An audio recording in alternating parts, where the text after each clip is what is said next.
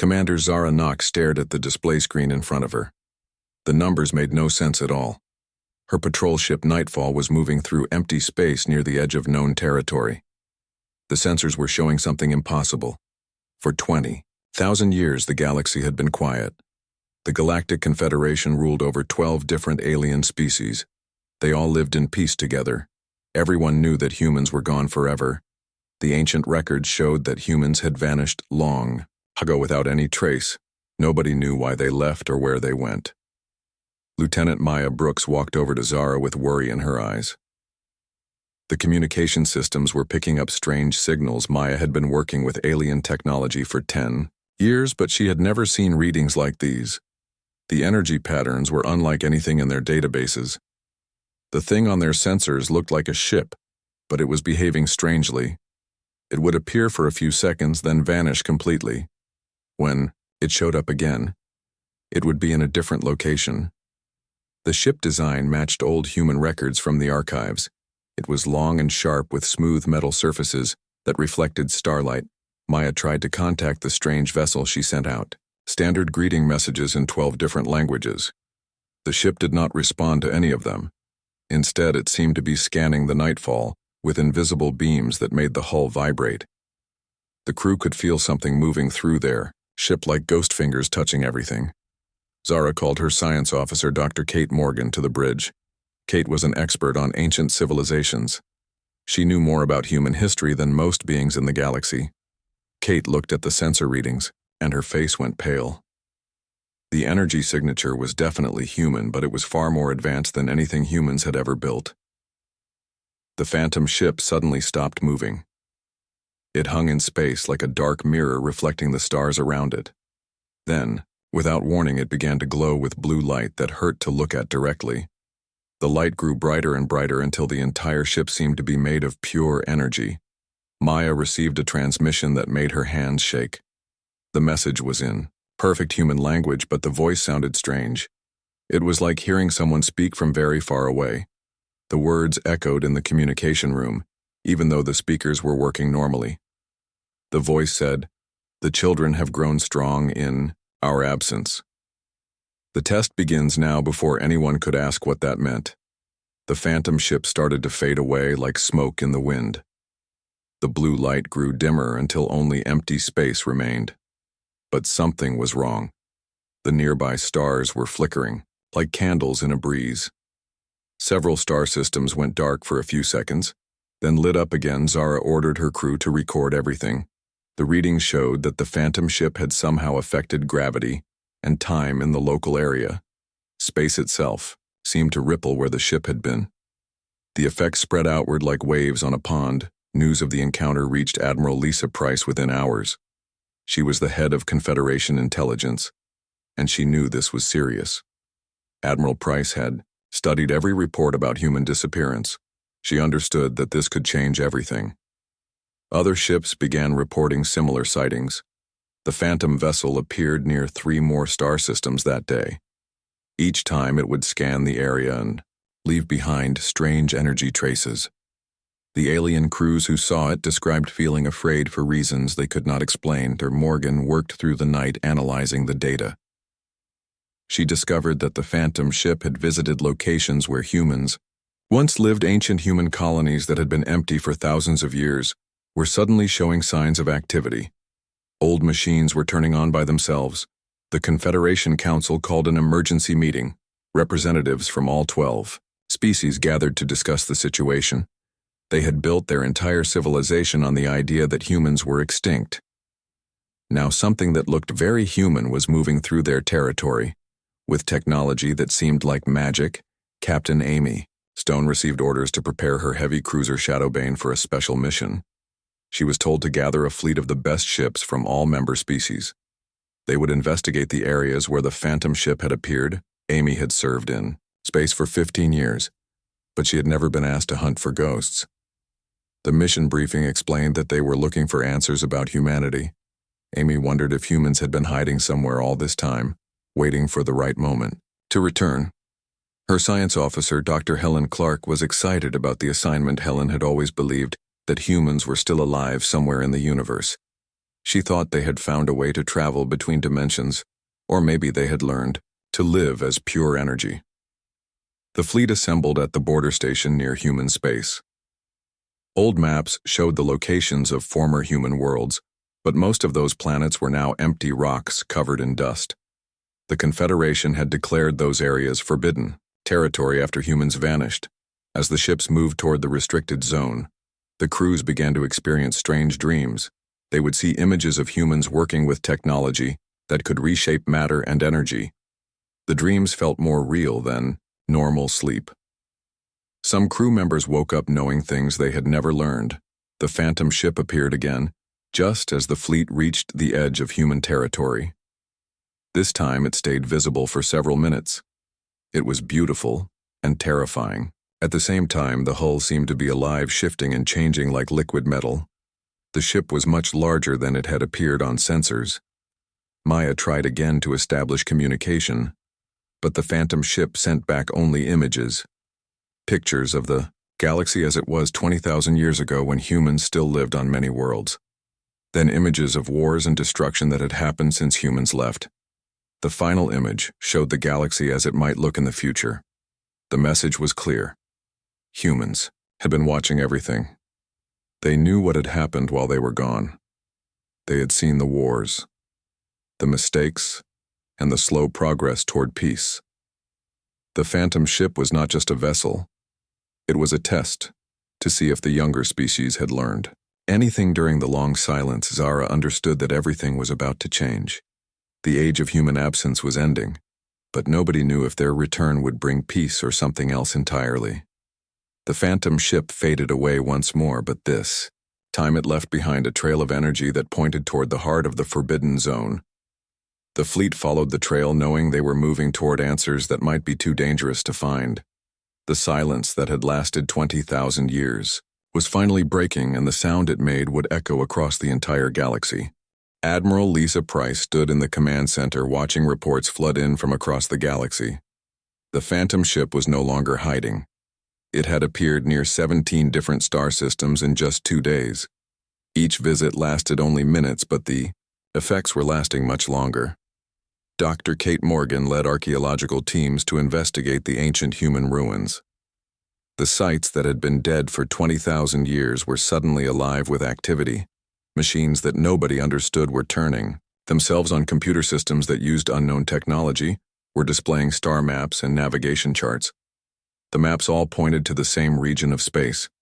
It was an area that had been marked as forbidden territory since humans disappeared. The Confederation had placed warning beacons around the zone, but nobody remembered why it was considered dangerous. The old records were incomplete or had been deliberately destroyed. Captain Amy Stone received new orders to take her fleet deeper into the restricted area. Her heavy cruiser Shadowbane was leading 12 other ships from different species. Each vessel carried the best scientists and military officers the Confederation could provide. They all knew they might not return. Helen Clark worked day and night analyzing the energy signatures left by the phantom ship. She discovered something that made her question everything she knew about physics. The ship was not just using advanced technology. It was changing the basic rules of how space and time worked. The readings showed that the phantom ship could exist in multiple dimensions at the same time. It would appear in normal space, but parts of it remained in other realities. Helen realized that humans had somehow learned to live between worlds, moving through layers of existence like fish swimming through water. As the fleet moved deeper into forbidden territory, strange things began to happen. Crew members reported seeing other versions of their own ships that looked exactly the same but with different crews aboard. The duplicates would appear for a few seconds, then vanish like mirages. Lieutenant Maya Brooks was monitoring communications when she received messages from herself. The transmissions came from other versions of the Nightfall in different timelines. Maya could hear her own voice reporting events that had never happened, wars that never started, and peace treaties that were never signed. The phantom ship appeared again, but this time it was not alone. 3 identical vessels materialized around the Confederation fleet. They moved in perfect formation like dancers following music. Only they could hear. The ships seemed to be made of crystallized starlight that bent and twisted, reality around them. Images began flowing into the minds of every crew member, pictures of Earth as it had been during the final days of human civilization. The planet was not dying or under attack. Instead, it showed humans working together on projects that spanned entire continents. They were building something magnificent but also terrifying. The visions revealed that humans had discovered how to transcend physical existence. They had learned to become beings of pure consciousness that could travel instantly across any distance. They could live forever and experience multiple realities at the same time. But the images also showed why humans had chosen to leave. They had watched the younger alien species make the same mistakes over and over again, wars based on fear and misunderstanding, technology used for destruction instead of creation. The same cycles of violence that had once plagued humanity itself. Zara Knox felt the weight of 20,000 years of history pressing down on her. She understood that humans had not abandoned the galaxy. They had been disappointed by it. The species they had hoped would grow wise had instead repeated the ancient patterns of conflict and short-sighted thinking. The phantom ships began, broadcasting more detailed information.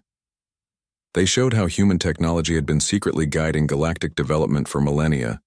Every major scientific breakthrough had been subtly influenced by hidden human devices. Peace treaties that seemed miraculous had been arranged by invisible hands. Dr. Morgan discovered that the archaeological sites contained more than just star maps. They held the complete history of human evolution beyond physical form. The record showed that becoming beings of pure consciousness required giving up many things that other species considered important: individual identity, personal relationships, and the comfort of having a solid body. The fleet encountered its first major spatial anomaly near the center of the Forbidden Zone. Space itself began to twist and fold like cloth being wrinkled by invisible hands. Ships that were miles apart suddenly found themselves side by side. Distances became meaningless as the normal rules of physics broke down. Maya received a direct communication from the phantom ship. The voice belonged to a human woman who identified herself as Colonel Jane Foster. She explained that she was one of the last humans to maintain a physical form.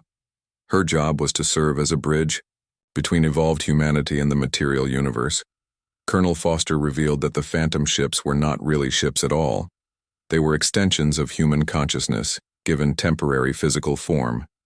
They could appear and disappear at will because they existed primarily in dimensions beyond normal space and time. The Colonel showed the fleet what humans had become: billions of consciousness entities living in a realm where thought became reality and time moved in all directions at once. They had created a civilization based on pure knowledge and understanding, but they had also become isolated from the physical universe they once called home. Amy Stone asked why humans were revealing themselves now, after so many years of hiding. Colonel Foster explained that humanity had been conducting an experiment. They wanted to see if the younger species could develop beyond their primitive instincts without direct guidance. For 20,000 years, humans had been watching and subtly helping. They prevented wars that would have destroyed civilizations. They guided technological development along paths that led to cooperation instead of destruction. They had been invisible guardians protecting a galaxy that did not know it needed protection, but now the experiment was entering its final phase. Humans had decided that their former neighbors had reached a critical point. They were advanced enough to either succeed on their own or face the consequences of their failures. The time for hidden guidance was ending. Dr. Clark realized the terrible implication of what Colonel Foster was saying. Humanity was preparing to withdraw their protection entirely. The galaxy would have to prove it had learned the lessons of the past 20,000 years or face challenges that would test every species to their limits. The phantom ships began to fade away, but Colonel Foster left behind one final message. The test was beginning, and it would determine whether humans returned as allies and teachers, or whether they would allow the galaxy to face its destiny alone. The silence of 20,000 years was ending, but what came next would depend on choices made by species who had forgotten how to make them. As the fleet watched the phantom ships disappear, they all understood that everything had changed. The comfortable peace of the Confederation era was over.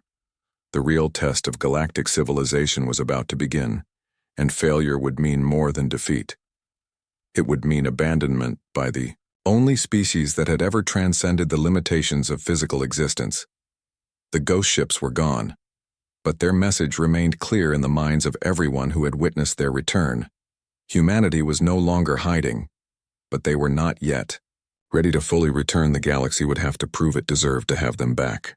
Captain Amy Stone stood on the bridge of Shadowbane as her fleet finally broke through the energy barrier surrounding the Forbidden Zone.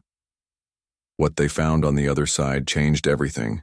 They thought they knew about the universe itself. The quarantine zone was not empty space, as everyone had believed.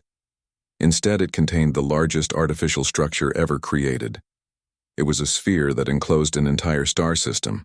The surface was covered in patterns that hurt to look at directly, as if the human mind was not designed to understand such geometry.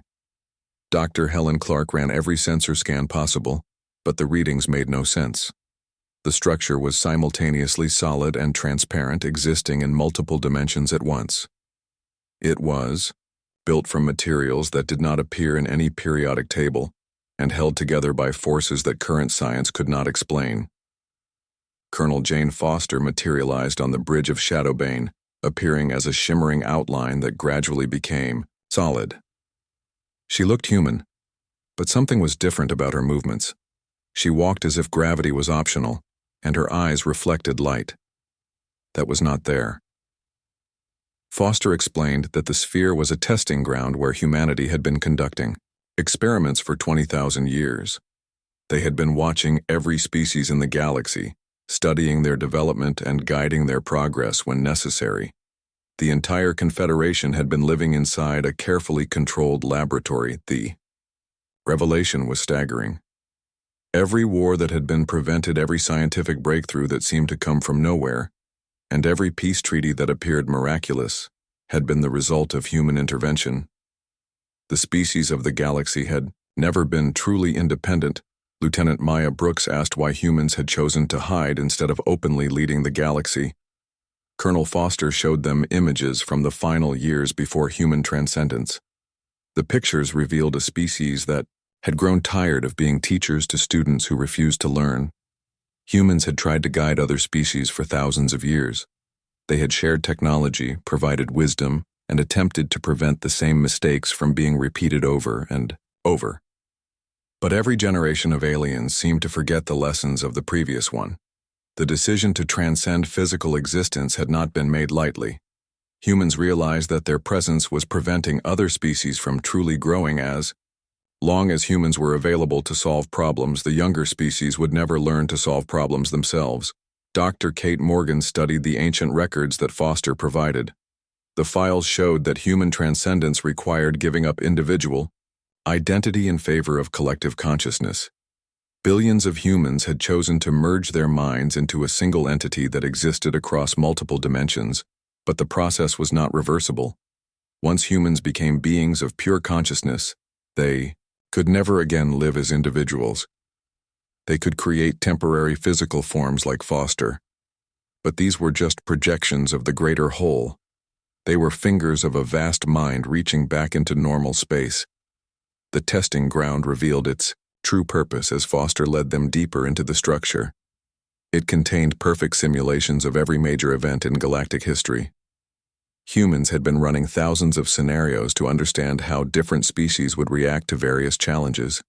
Engineer Lisa Ward examined the technology that powered the simulations.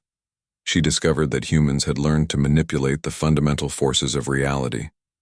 They could create matter from energy, reshape space and time, and even generate entire universes.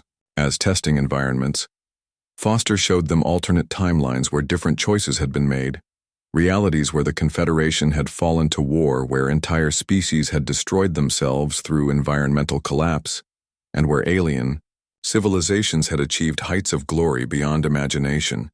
In every timeline, humans had been there watching and occasionally intervening.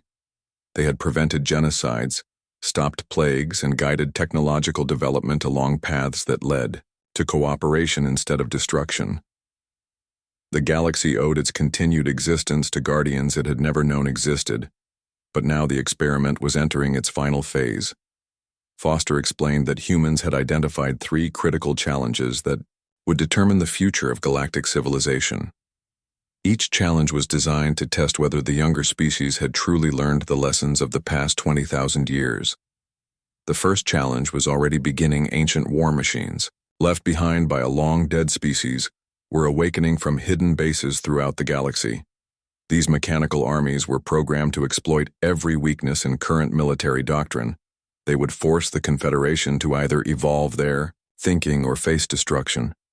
Zara Knox asked how humans expected the galaxy to survive such a test.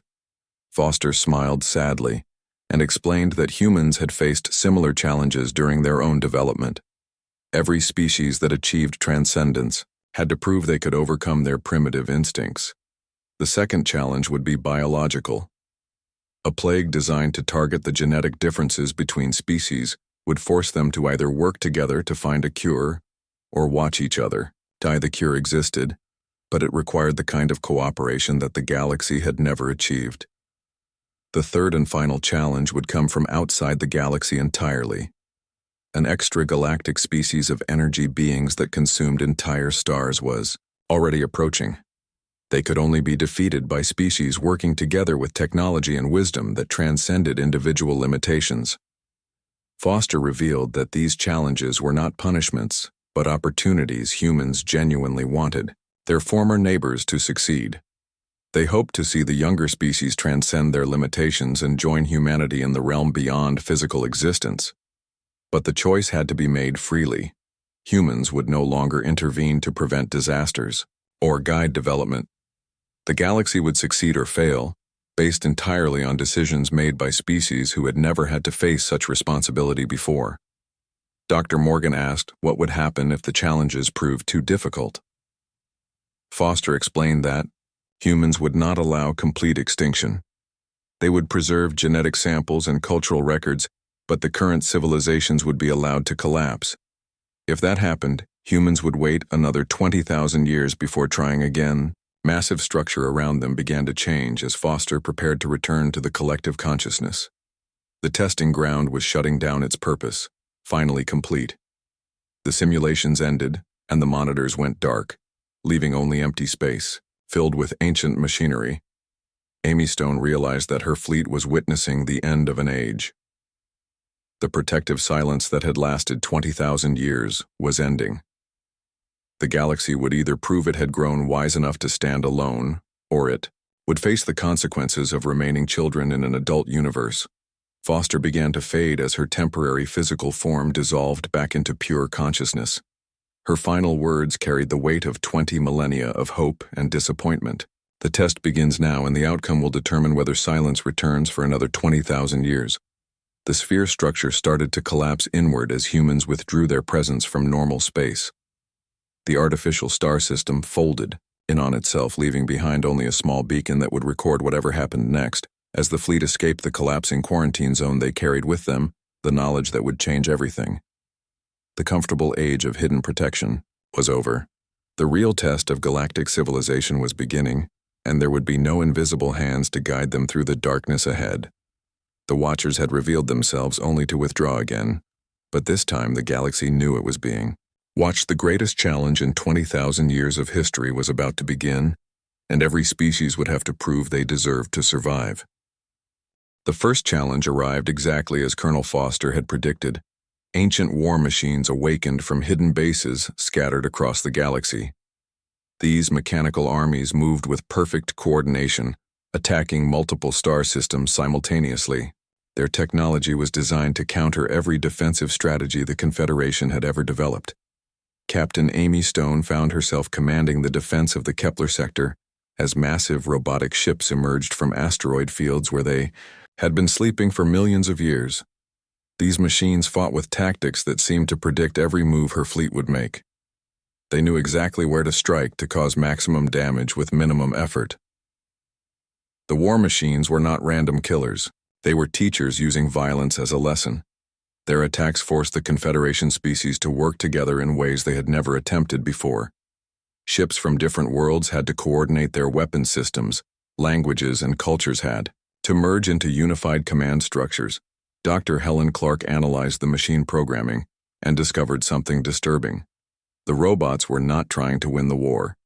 They were trying to force evolution in thinking patterns. Every time the Confederation adapted to one tactic, the machines would switch to another, forcing continuous growth and learning. Lieutenant Maya Brooks coordinated communications between species that had barely spoken to each other for centuries. The emergency forced them to share military secrets, technological advances, and cultural knowledge that had been closely guarded. The war was breaking down barriers that diplomacy had never touched. Admiral Lisa Price realized that the machines were succeeding in their purpose. The species of the galaxy were becoming something new under pressure. They were learning to think beyond individual survival toward collective success. The robots were midwives helping birth a more advanced civilization. But the first challenge was only the beginning. As the galaxy struggled against the mechanical invaders, a new threat emerged from the biological laboratories of long-dead scientists. A plague began spreading through the trade routes, targeting the genetic markers that made each species unique. The disease was perfectly designed to exploit the differences between aliens. It attacked the very diversity that made the Confederation strong. Unless the species could find a way to work together at the cellular level, they would all die separately while maintaining their precious individual identities. Dr. Kate Morgan led the research effort to find a cure, but the solution required genetic material from every known species. The cure could only work if all the different alien biologies contributed to a single unified treatment. No species could survive alone anymore. The plague forced intimacy between species that had maintained careful distance for thousands of years. They had to share not just genetic samples, but cultural practices, medical knowledge, and even religious beliefs. The cure required understanding at levels deeper than politics or economics. Zara Knox watched her crew members fall ill with symptoms that changed based on their species. But she also saw something beautiful happening. The different aliens were taking care of each other in ways that transcended their biological differences. Love and compassion were proving stronger than genetic programming. As the plague spread and the cure was slowly developed, Colonel Foster appeared one final time to deliver news that made everything else seem small. By comparison, long-range sensors had detected the approach of the third challenge. An extragalactic species was crossing the void. Between galaxies, these energy beings consumed stars the way other creatures ate food. They had already devoured several smaller galaxies during their journey across the cosmic dark. Their hunger was not evil, it was simply their nature, but it would result in the destruction of everything the Confederation had built. Foster explained that these Star Eaters could only be defeated by technology that transcended normal physics. The weapons needed to fight them required cooperation between matter and energy, between physical beings and pure consciousness. The galaxy would need humanity to return in full, but humans would only return as equals, not as saviors. The species of the galaxy would have to prove they had evolved beyond their primitive limitations. They had to show they could work together not just in crisis, but as a permanent way of existence. The revelation of the third challenge changed everything. The war against the machines suddenly seemed like a preparation exercise. The plague became a lesson in biological cooperation. But the approaching Star Eaters represented a test that could only be passed through complete unity.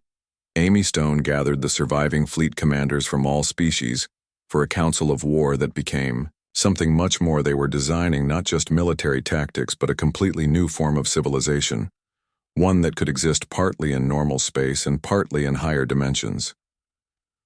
The breakthrough came when Dr. Clark realized that the human technology scattered throughout the galaxy was not just defensive systems, it was infrastructure for a transformation. The machines, the plague, and the approaching Star Eaters were all part of a graduation ceremony. Engineer Lisa Ward discovered that every major space station, every important planet, and every critical facility had been secretly prepared for conversion.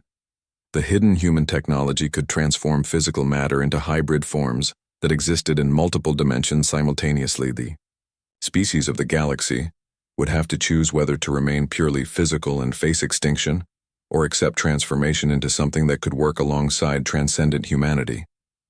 The choice could not be forced and could not be reversed. Maya received the final communication from Colonel Foster containing instructions for the transformation process. It would require every species to contribute their unique perspectives and abilities to a collective consciousness that would span the entire galaxy. The process was not about losing individual identity, but about expanding it to include awareness of the whole. Each being would remain themselves, while also becoming part of something infinitely larger. The fear of losing the self would have to be overcome by the promise of becoming more. Foster explained that humans had undergone this same transformation 20,000 years ago. They had faced their own Star Eaters and had chosen transcendence over extinction. But they had made that choice alone without guidance from older species. Now the younger species had the opportunity to make the same choice, but they would not be alone. Humans were ready to return as partners in a new form of existence that combined the wisdom of transcendence with the vitality of physical life. The Star Eaters were still years away from reaching Confederation space, but their influence was already being felt. Stars along their path were growing dimmer, and space itself was becoming unstable. The window for making the choice was closing.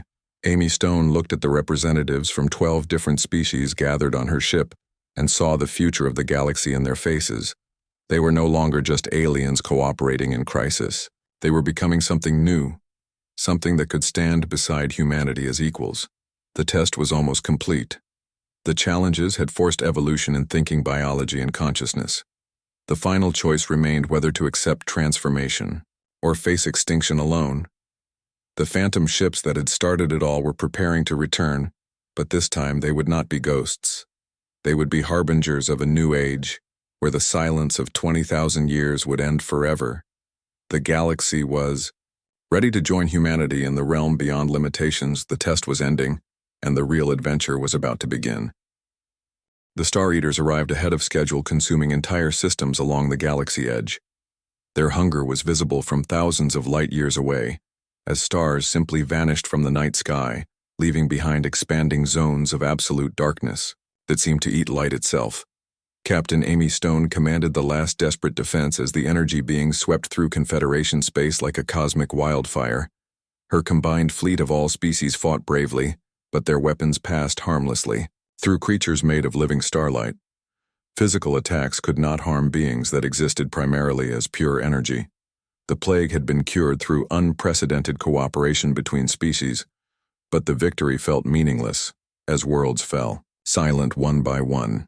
The war machines had been defeated by unified tactics, but those same tactics were useless against enemies that could not be touched by conventional weapons. Admiral Lisa Price broadcast the final evacuation orders as the Star Eaters consumed the Kepler system in minutes. The beings moved through space like luminous sharks feeding on stellar cores and leaving behind only cold, empty void. Their presence poisoned reality itself, making normal physics unstable. Lieutenant Maya Brooke sent out the desperate plea that humanity had been waiting to hear.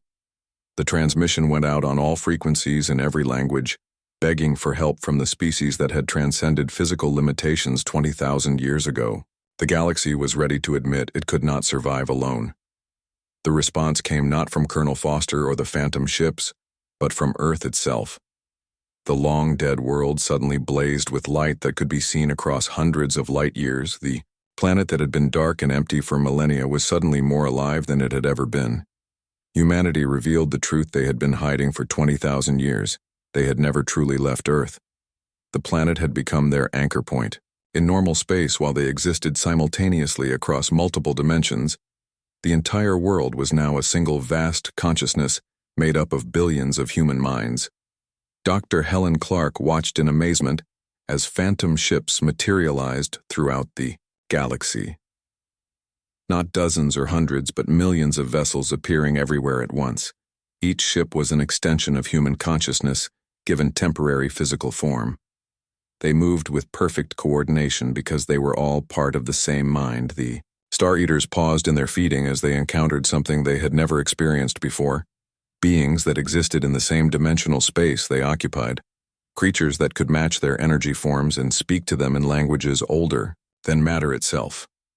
Humanity did not fight the Star Eaters with weapons or violence. Instead, they communicated with them as one transcendent species to another. The energy beings had been consuming galaxies because they were searching for others, like themselves, beings that had evolved beyond physical limitations. The Star Eaters were not destroyers by choice, but explorers driven by cosmic loneliness. They had been crossing the universe for millions of years, looking for minds that could understand their existence. They consumed stars not from hunger but from the desperate hope of finding consciousness within stellar cores. Humanity offered the Star Eaters something better than stellar energy. They offered companionship and understanding. The energy beings could join the transcendent human collective, or they could continue their journey with the knowledge that they were no longer alone in the universe. Zara Nox watched from the bridge of nightfall as the Star Eaters began to withdraw from Confederation space. Some joined with humanity, becoming part of the collective consciousness that spanned dimensions. Others chose to continue exploring, but they carried with them coordinates to other transcendent species. The immediate crisis was over, but the real transformation was just beginning. Colonel Foster materialized one final time to offer the younger species their choice. They could remain purely physical and continue developing at their own pace, or they could join humanity. In Transcendence, Dr. Kate Morgan was the first to volunteer for transformation. She had spent her career studying ancient civilizations, and now she had the chance to become part of something truly eternal. The process was not frightening, but liberating, as her consciousness expanded to touch minds across the galaxy. The transformation was not mandatory. Each species and each individual could choose their own path. Some wanted to remain physical and continue developing technology and culture in normal space. Others were ready to transcend the limitations of matter and energy. Engineer Lisa Ward chose a hybrid existence that allowed her to work with both physical technology and pure consciousness. She became a bridge between the transcendent humans and the species that chose to remain in normal space, helping to maintain connections across dimensional boundaries. The Phantom ships were no longer mysterious. They were revealed as humanity reaching back into normal space to maintain contact with their physical origins. Each ship was both a technological marvel and a living extension of transcendent consciousness. Maya Brooks established the new communication protocols that would allow transcendent and physical beings to work together. The galaxy would no longer be divided by the limitations of matter and energy, but united by shared consciousness and purpose. Amy Stone was offered command of the new hybrid fleet that would patrol the galaxy, protecting both physical and transcendent civilizations. Her ship Shadowbane was transformed into something that could exist in multiple dimensions simultaneously, while still maintaining its identity as a vessel of exploration. The age of hidden guidance was over. Humanity had returned, not as secret protectors but as open partners in galactic civilization. The younger species had proven they could grow beyond their limitations and were ready to join the community of transcendent beings. Admiral Price oversaw the establishment of new institutions that could serve both physical and transcendent needs. The Confederation evolved into something greater, an alliance that spanned dimensions and included forms of life that had never been imagined. The galaxy was no longer quiet. The silence of 20,000 years had given way to conversations between minds that spanned star systems. Consciousness flowed freely between individual species and dimensions, creating a network of awareness that connected every thinking being. Earth became the capital of this new civilization, not because humans ruled over others, but because the planet served as the primary interface between physical and transcendent existence. The world that had been empty was now the busiest place in the galaxy. Colonel Foster dissolved her physical form permanently, joining the collective consciousness, but her individual perspective remained as a memory and guide for others who chose transformation. The bridge between dimensions no longer needed a single representative. The Star Eaters who had chosen to stay became valuable members of the galactic community. Their ability to manipulate stellar energy made it possible to reshape entire systems, creating perfect worlds for physical species, while providing energy sources for transcendent consciousness. The Phantom ships continued to patrol the galaxy, but they were no longer harbingers of mystery. They were symbols of hope and transformation, representing the possibility that any species could evolve beyond its limitations and join the greater community. The test was complete. The galaxy had proven it could survive the challenges that came with true independence. The species had learned to cooperate across biological and cultural differences and had chosen unity over isolation when faced with extinction. The silence of 20,000 years had ended, not with the return of humanity, but with the birth of something new. A civilization that included both matter and energy, both individual consciousness and collective awareness, both the wisdom of age and the vitality of youth. The galaxy would never be quiet again. The conversations between transcendent minds would continue for millions of years as new species evolved and made their own choices about transformation. The phantom ships would always be there to guide and protect, but never to control. Humanity had returned, but they had brought the younger species with them into a realm of existence that transcended all previous limitations. The age of silence was over. The age of infinite possibility had begun. The ghost ships had become welcome harbors in an ocean of consciousness that would never know boundaries again.